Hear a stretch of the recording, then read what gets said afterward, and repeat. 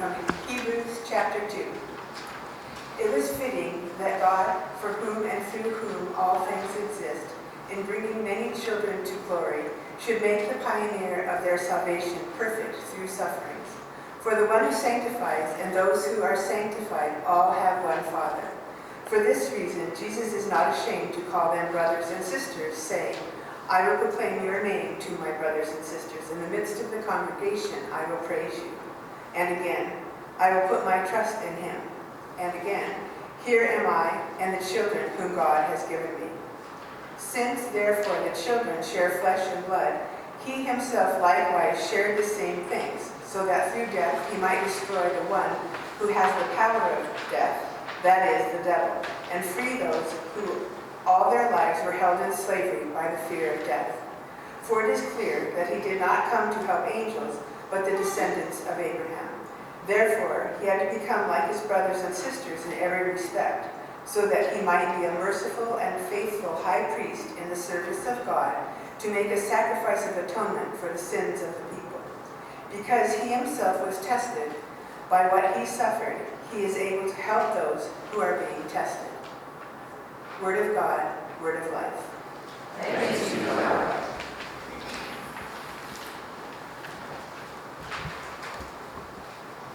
Okay, we're going to kind of launch out in a little bit of a different way to start out. We just had this wonderful reading. Cheryl did a wonderful job of this reading from the book of Hebrews.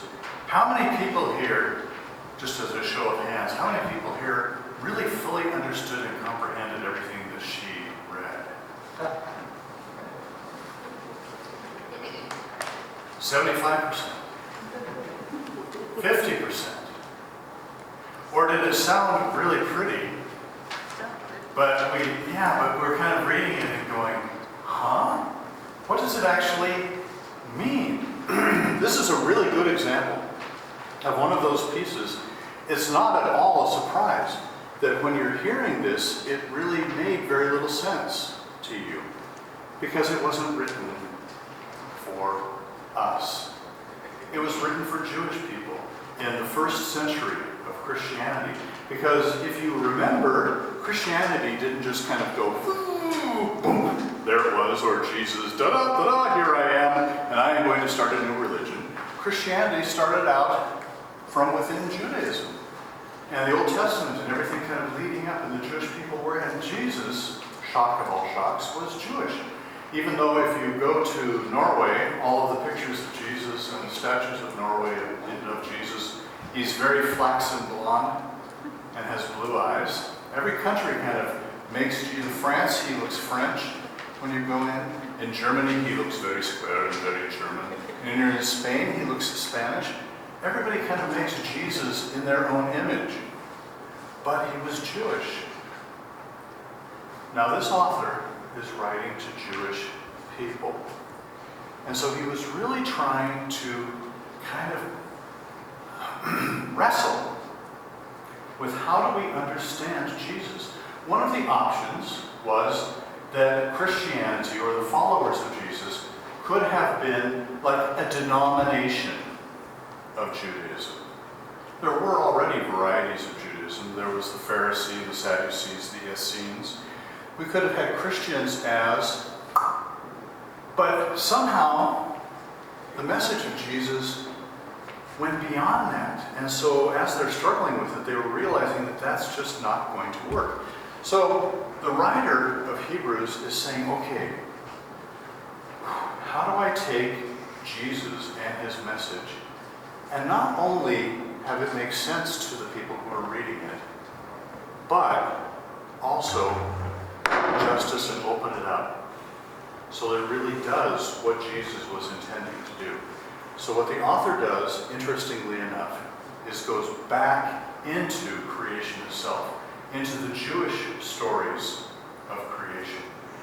And the way that the author is setting it up is talking about this new faith, all of these followers of Jesus, as being the children of God.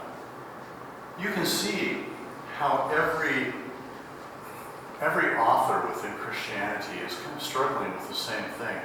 St. Paul, when he is talking about Christianity and what Christians are to be like, St. Paul kind of uses this corporate machine model, right? You know, this very structured, you know, I am the head and you are the arms and they are the feet, and all of these different pieces of the body, this machine, all working together for the good of all. Boom, boom, boom. And we've had some fun children's sermons with each of them being part of this salvation machine that is created. John comes in from a completely different, and he says, no. Christianity is different than that. And so he talks much more and has Jesus talking much more about, I am the vine and you are, he's a horticulturist. Okay? Good soil, good vine. You're the branches and you're called upon to bear much fruit. So it's very different than what St. Paul is talking about. Now this author is coming in and he's really pulling up an image that is quite different and yet adds a beautiful facet to what Christianity, and then something that we can grab onto, right? He talks about Christians being family. Family. Not necessarily family by blood, not necessarily family like you can go on Ancestry and discover that all of the people here are. But he goes back and talks about creation and says God created all things, God created all people, therefore all people are the children of God. And then he will work with that. He'll work with that as the image of how we should be thinking and working together. Just think, in this time, when we are really, so eager to find ways to divide ourselves up. To divide ourselves by fear, to divide ourselves by race, to divide ourselves by patriotism, to divide ourselves by left or right or blue or green. That here's an image that's coming in that crosses over the top of that whole thing. And says that what God is about is not the creation of separation. What God is about is not setting some people aside here and some people aside there, saying that we're right and that they're wrong, but instead, God is about creating this big family drawn together by caring for one another. Now, do you like everybody in your family? I won't ask for hands on that one. No, because everybody's family's got some goofballs, but do you care for them? Of course you do. If they needed your help, you'd be the first ones right there to help them out. You care for them very much. You don't necessarily have to, but all of a sudden, we have this image of what the world, even what our country or even what the city could look like if instead of just looking out for number one, if we allowed ourselves to be united and start to see, oh wow, Linda's part of my family. If Linda needs my help, or not even just if Linda needs my help, if I'm walking down the street and I see Mary, I see that all of these people are part of our family, and that we, as the children of God, in the way that Hebrews puts it together, says that it's this constantly expanding family. So it's not, we're in the family and they're not, but that God is always looking and sending us out. So much of the way we work things is done by how we frame it in our minds, and then working with that model, with that frame. Just as a good example, John 14. This is going to sound like, but John 14. In my Father's house, there are many mansions. Where have you heard that used most of the time? In a funeral. Okay? Did you realize that up until the year 400, no one in the world thought of using that text for a funeral. See, I'm just using this as a way that we get set. We get our minds locked in, and then we can't think outside the box anymore in new and possible ways. Up until the year 400, and what else happened in the year 400? Well, civilization kind of went to hell in a handbasket, and it all just turned into a mess, and all of a sudden people were starting to say, wow, if heaven could just, that was where this emphasis on heaven, that the point of Christianity was heaven. Up until the year 400, guess what that text was? It was evangelism.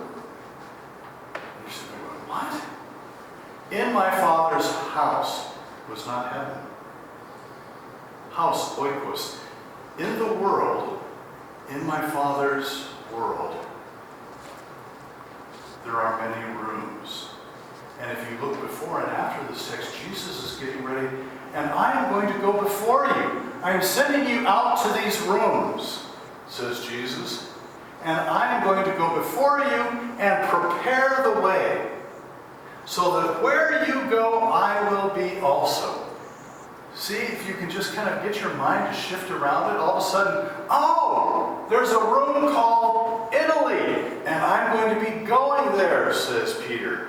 And Jesus will already have been there preparing the way, so I don't have to be afraid. Oh, there's a room called Germany, and I'm going to go there, says somebody. And when I get there, there's a room called Britain. So it was really seen in a very, very different way. Actually, in a way that makes really good sense for us today. If we can allow ourselves to get our minds shifted and changed. Yeah, Marty, he got it! He got it! In my Father's house, there is a doghouse. Place for dogs. But the whole idea being that we are not in the Middle Ages anymore. I've said that so many times. We're not in the Middle Ages anymore. And we need to allow ourselves to kind of pull out of that and realize that there was a really wide open vision of what Christians were about prior to that dark time. It was a time when they were looking out with possibility, with openness, with excitement to the world around them. In my Father's house, that this family that Hebrews is talking about, this family has a place called Pullman. And that God would be sending us to Pullman to be the family of God here in Pullman, to be examples of what God's world could look like, where we could, as the children of God, be examples of what it's like to play well together, to respect one another, to actually care and support and cheer one another on as the family of God, opening that up to other people. So just a couple of things. Allowing yourself to think of Christianity and to think not in terms of separation or this group or that group, but start seeing it with the vision that God has of us being all the children of God, where race, creed, sex, gender just simply doesn't matter, that all are the children of God. And then being sent to this place to allow that kingdom to begin to happen here. I don't know about you, but I watch the news and I just get depressed. I don't care which channel you watch, I get depressed. I listen to God, and all of a sudden, hope begins to spring. Because God has a different vision, a real vision, and a loving vision for what we, as the children of